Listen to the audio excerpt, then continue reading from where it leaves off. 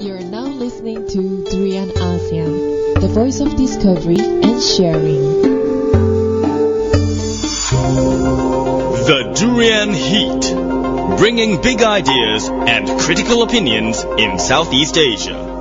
Hey, this is Arlene and you're listening to our Durian ASEAN, where we bring you the latest critical analysis on what's happening in Southeast Asia. Today we are going to interview someone, a person who is actively not just feeding the homeless but also trying to find solution on addressing issues related to urban poor and the homeless. We have here Gary Liew. He is the founder of Street Feeders of Kuala Lumpur. Hi, how are you? Hi, Arlene. Good morning. Good morning to you.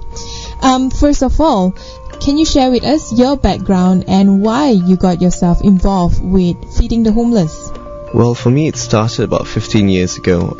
My mom started a soup kitchen with her friends, and I used to help out in my free time.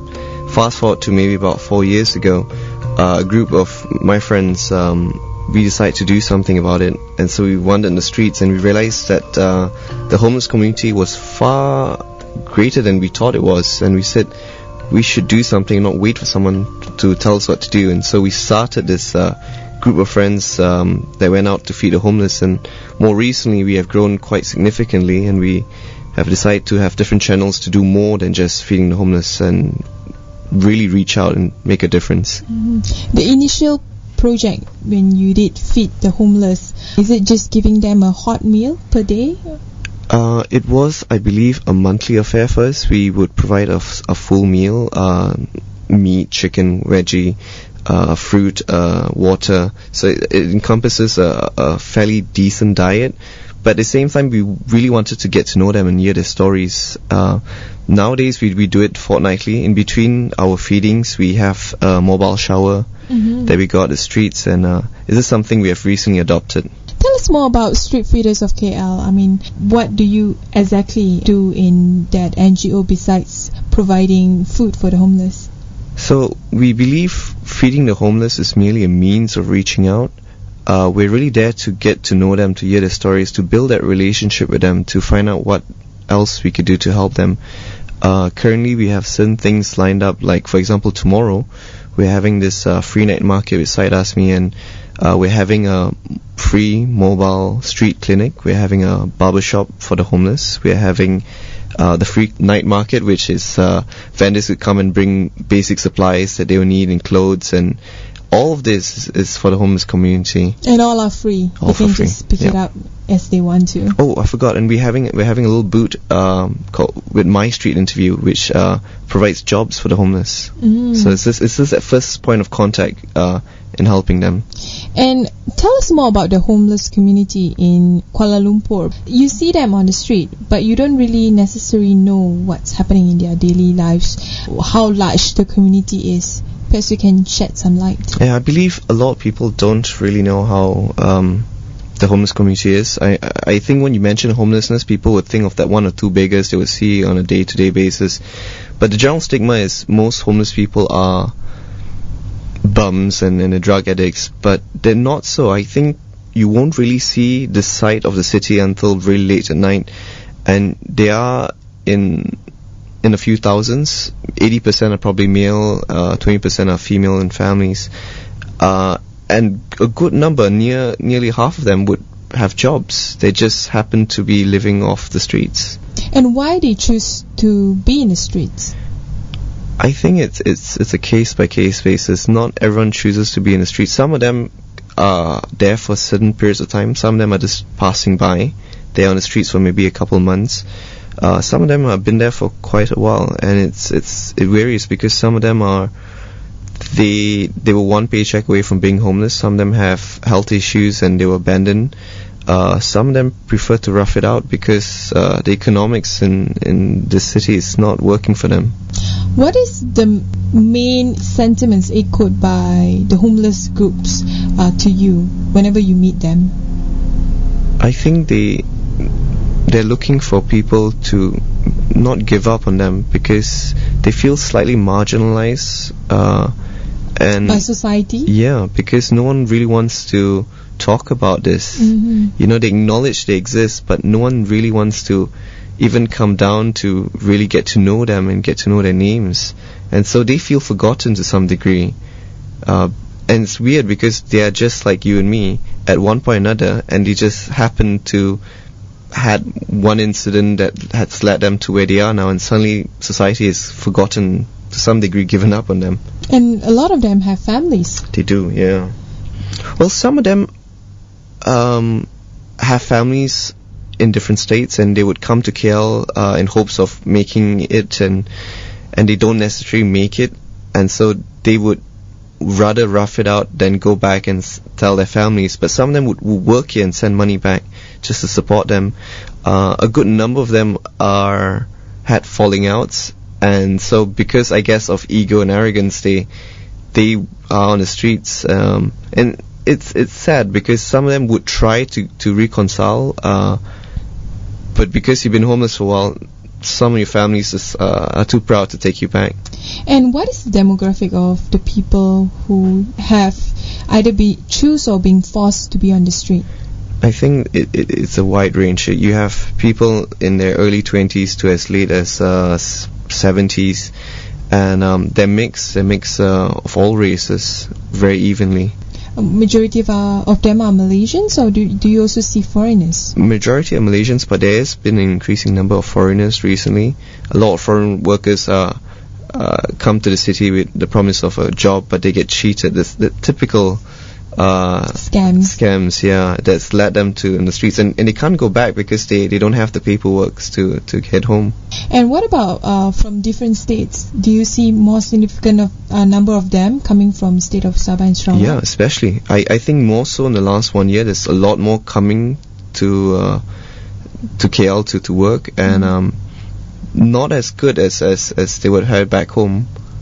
Is it because of the idea of pursuing that Malaysian dream? Like they see, so.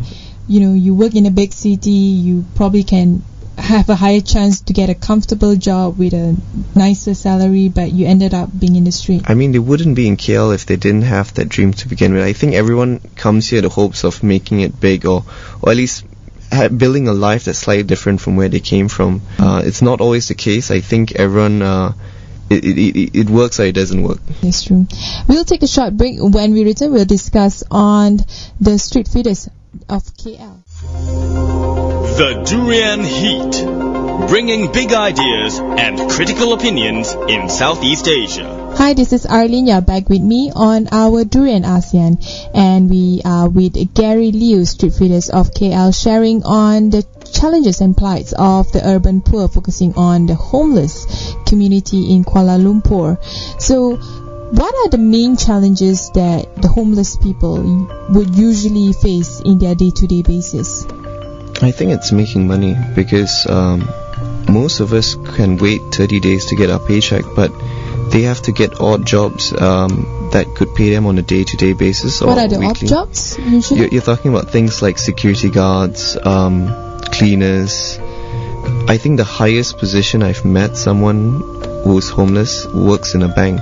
Oh, wow. Yeah. How can a bank's salary not pay well? That's a good question. I really don't know. I see. And they choose to be homeless, or majority of them are forced to be homeless? I think it's a personal choice. Like I've spoken to many whereby they say they would send money back home, and they would rather be in the streets and rough it out. And it may not be a long-term thing. It could just be until they save up just enough to get back on their feet. Let's talk about housing issue, because when you talk about homeless, of course, the first thing that comes to your mind is they don't have a shelter or they don't have a place to stay. Is housing and rental in Kuala Lumpur expensive? Yeah. That expensive? I think the general cost of living is high. Mm-hmm. And some of them prefer to be in the city because their jobs are in the city, and so housing may not be the best solution given with their current pay, and so I guess that's why they end up on the streets. I see. And they would rather stay close to the city than being on the outskirts of the city to commute and find jobs. Yeah, because you're talking about transportation. Like, how many of us have the luxury of having a car? More so this demographic, and if it's only convenient that they stay close to where they work, Public transport, again, I guess maybe in a couple of years' time it might be easier for some to live slightly further away from the city and commute back and forth, but not all. A portion of them who are not able to be as productive as the younger generation. I'm talking about the senior citizen above 50 years old. What kind of problems that they face being homeless? I think it's harder as you get older. You're talking about people who are above 50. In general, it's a lot of companies are looking to hire the young, and it's slightly sad because you're talking about you're relevant for maybe 30 years at best, and then you're put aside just because of your age, and it's harder for them to get jobs, more so because they're homeless. But I think in general, people above a certain age tend to retire, so we say, so the young can take over. I see. Majority of the homeless, are they male or female? Mostly males. Mostly males. Yeah. And what about the age group? Are they mainly of the younger generation or the older generation? I think it varies. Like you have a good chunk in the young, and those are the people who are working but homeless. But then you have those who are like 40s and 50s and as old as 70s, and it's slightly trickier when it comes to their age to get jobs. I see. From your organization, you actually map out short-term, mid-term, and also long-term solution. Perhaps you can share with us. Yeah, so like we said, feeding them is really a means of reaching out. We really want to try to do more. We really want to get them back on the feet, reintegrate them to society, and it comes about with certain projects that we're currently working on, to provide them the necessities and certainly that platform to help them not just get a job but to really rebuild their lives, and give them the opportunity to start afresh. Mm-hmm. And perhaps you can share more. What are the areas that you are trying to provide to them? So we're trying to work out kind of like a course, a halfway home of sorts. I mean, if prisoners and drug addicts in the West can have a halfway home to reintegrate them back in society, I don't see why not with the homeless. And so we're coming about this course whereby if we could team up with certain companies to provide them the technical skills and to build their confidence, because I think it's also an emotional and psychological problem, to give them all these tools they need to kind of pull themselves off of the rut and to really get back on their feet. I think this could be something that would change many lives. I see, that's interesting. When you provide them the skills and the training and also the context to work, do you also provide them means for them to be able to have a permanent place to stay? So yeah, we're trying to look for employers who could help out with housing. For example, if you could offer this job and it comes with a single room, that is a good start for them to help save up and eventually afford their own home. Anyway, we'll take a short break. When we return, we'll discuss further on the issue of the urban poor and the homeless. The Durian Heat, bringing big ideas and critical opinions in Southeast Asia. Hi, this is Arlene and you're back with me on Durian ASEAN, where we discuss critical issue in Southeast Asia. And on the issue of homeless and the urban poor, we have Gary Liew from the Street Feeders of KL to discuss their issues and plights. You highlighted earlier that cost of living is one of the key or main problems that they face and resulted them in being homeless. What is their day-to-day lives that they have to face in comparison to in the past where the cost of living is much lesser? I think in general, cost of living has gone up. I mean, now we have GST and all that, but it's harder, I guess, when you don't have that support system. Like, I mean, most young people, for example, kind of somewhat depend on their parents to still have a roof over their heads, and without that savings that their parents had saved, they would struggle significantly to provide a shelter, and especially if they have a family. There's so much of cost that goes into it that living in a comfortable home may not be on top of your list.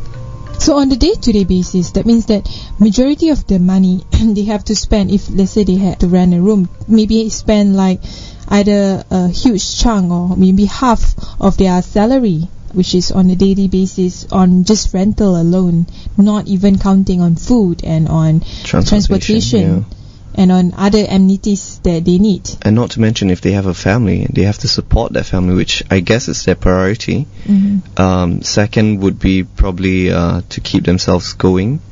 And last, it would be shelter, a roof over their head. So they, in that order, they would rather save up to support their families, have the basic needs to keep them going on a day-to-day basis, and most of them would miss out the last one and rough it out, like I said. And for in terms of their in terms of them trying to get a job, usually do they face any form of discrimination because they are homeless?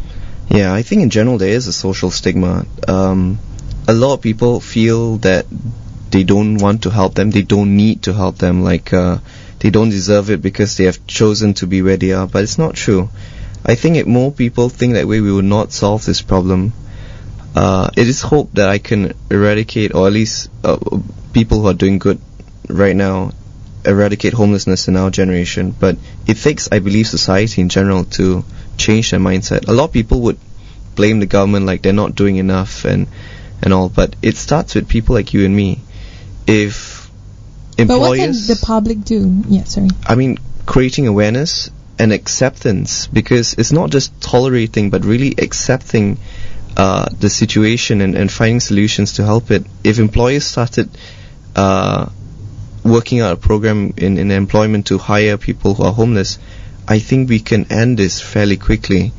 A lot of people would not hire homeless because maybe they don't have an address, for example. A simple default thing like not having an address denies you or a bank account from getting a job, which is really sad, because they're not disabled. They really want to get off their feet, but no one's giving them that opportunity to even start. So they have lost the race even before they begin. So in this case, what street feeders are doing is trying to sort of familiarize the public that the homeless people are just like you and me, with the same kind of problem that each of us face. We invite everyone, in fact, to really come and experience it, come and get to know them, because everyone has their own stories and where they came from, and until you hear the stories, you won't really know. Numbers can only tell you so much, and getting to know them really will make that difference. And hopefully, I think if we begin to spread the love, as I said, we can change this city, and slowly we can change this world. What are the awareness your volunteers got when they first interact with the homeless people? I think a lot of people couldn't necessarily relate to them, or they had the mindset at least that this demographic are people who are extreme cases. But until they actually joined us and got on the streets, did they realize that they are very much like you and me. They are people who have had similar lives, but because they were one paycheck away from being homeless, or a health condition that have led them to where they are, or maybe even a family feud, only then did my volunteers realize that their stories are us. We could be them, you know. In the long-term solution that you describe in your website is you want to address the housing problem as well, and you are working with the government, I believe so, to address the problem. What is the main housing problem that the government need to address, since you are more closer to the grassroots when it comes to trying to understand their plight? I think it's understanding where they're coming from, like maybe a system of a loan system that works for them, lower housing costs that's within a certain radius of the city, because I know cheap housing is not necessarily the most convenient, because they're probably far further away than one would like. And another issue that I want to raise is about minimum wage. A lot of these people, they do not really get good wages, and their wages are not fixed. Do you think minimum wage will somehow help to solve some of their financial problems? I think minimum wage is a must across the board, but also because most people would not be able to wait until end of the month to get their paycheck. So maybe a different pay scheme just to help them initially would make a difference. I think in Australia they have their paycheck every 2 weeks. Yeah. So something like that would be workable. Definitely. That it's a good start, at least, if nothing else. To address the issue of urban poor in Kuala Lumpur, what is the best way forward if you can provide a couple of recommendations? I would say get involved. I mean, it doesn't necessarily have to be my organization, but it's something that needs the people to get on the streets to do something about it, to dialogue, I believe. Dialogue with people in your communities on how you could do more and how you could really make a difference. Because I think if all of us started doing something about it, we can hopefully change this, and we can help so much more than just being an armchair critic and just talking about it. Anyway, thank you very much and all the best. Thanks, Arlene.